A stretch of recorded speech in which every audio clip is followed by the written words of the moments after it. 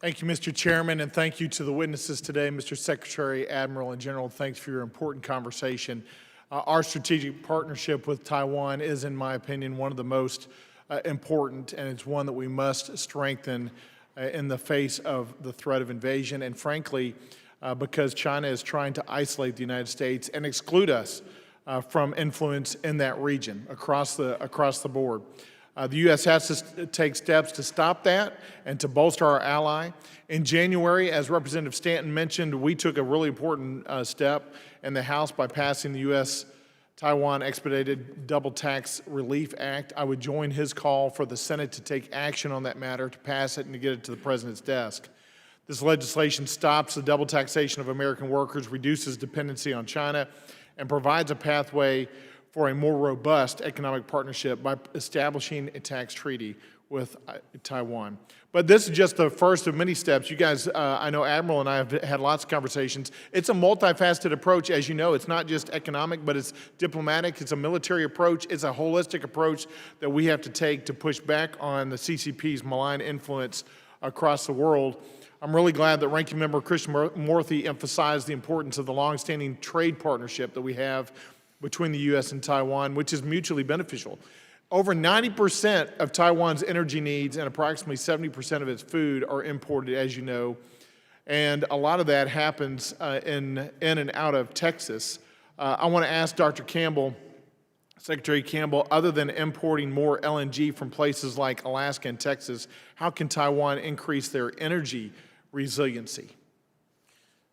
So what I'd really like you to do is ask the Admiral a question. One of the things that he's worked on is efforts to strengthen energy independence and capacity inside Taiwan. There are challenges on nuclear energy, but I believe some of the work that the Admiral has done in deep engagement with our colleagues in Taiwan have opened the door for certain new areas of cooperation. There is, I think there are plans underway to think about major new investments in natural gas in Alaska that could be important for Taiwan, but ultimately they are facing some urgent needs over the next 5 to 10 years. Maybe if I could. Yeah, Admiral, pick up the ball from there and talk more about the work that you've done, because it's critically important. So yeah, I agree that of their three sectors, telecommunications, energy, and finance, I think the one that's most vulnerable and will break their societal resilience is energy. They have, they get one LNG ship a day. Once they've missed 5 LNG ships, they're going to be out of LNG, right? That's a problem. That's liquid natural gas. You know, from my point of view, they need to bring the 2 nuclear power plants back. They're shutting down their final one today, in fact. They need to bring them back. That'll bring back about 8 or 9% of their grid. And then we need to figure out how to protect LNG. That means we need to set up, as I mentioned earlier, convoy schemes, reflagging schemes. We need to work with Australia, and we need to work with Alaska, because right now they're heavily dependent on Qatar. And despite, you know, whether we get a 747 for them or not, I think in the middle of a crisis, China's going to turn to Qatar and say, we buy 15 times more LNG than Taiwan. You need to stop delivering to one country. And Qatar is going to choose very quickly to stop delivering to Taiwan. So we need to get them secure in LNG.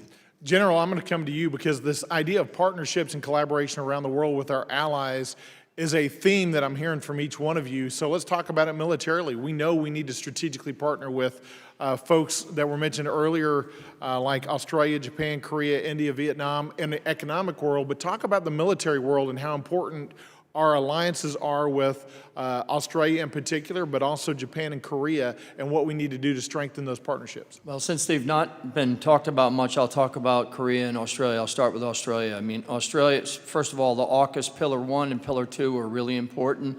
I think we need to be paying more attention to Pillar 2 sometimes. It's AI, robotics, quantum computing, machine learning. By the way, the Australian military in the last number of years has basically decided to buy the ground and air systems of the United States Army as well. So it's not just the subs that are working together. That interoperability is strong. And I'll just jump to Korea very quickly. In my time out there here recently, in my time previously, I never saw South Korea, allow us to use equipment and capabilities from the Korean Peninsula into the region. But last year and the year before that, they did. And that is a sizable step forward, because South Korea needs to be seen in the region because of the strength of the alliance that we have between the United States and South Korea. And South Korea's presence out there in the region, again, when you look at South Korea, Japan, Taiwan, the Philippines, and Australia, that right there is the connection of a couple of continents, okay? But more importantly, the militaries there all share interoperability.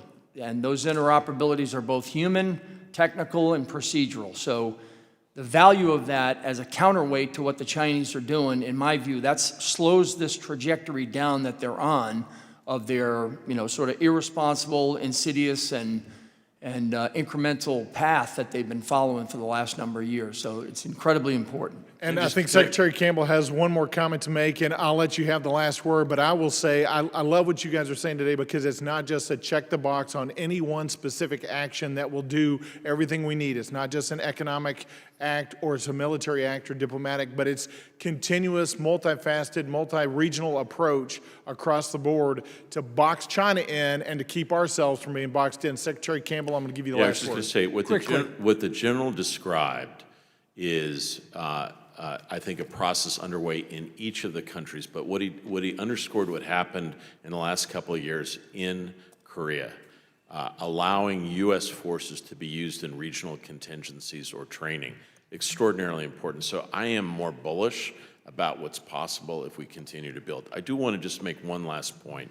Can you make it quickly? I will. I'll Very quickly. I'll do it very everyone else quickly. here. On energy and the importance of natural gas. In the immediate aftermath of the attack on Ukraine from Russia, in which there were huge shortfalls in natural gas heating in a desperately cold winter in Ukraine, what countries stepped up immediately to provide and to defer their shipments of natural gas from the United States? Japan, South Korea, and Taiwan. And so don't underestimate this linkage between the Indo-Pacific and Europe. They understand what happens in Ukraine is going to have significant long-term implications about what happens in Taiwan. Thank you.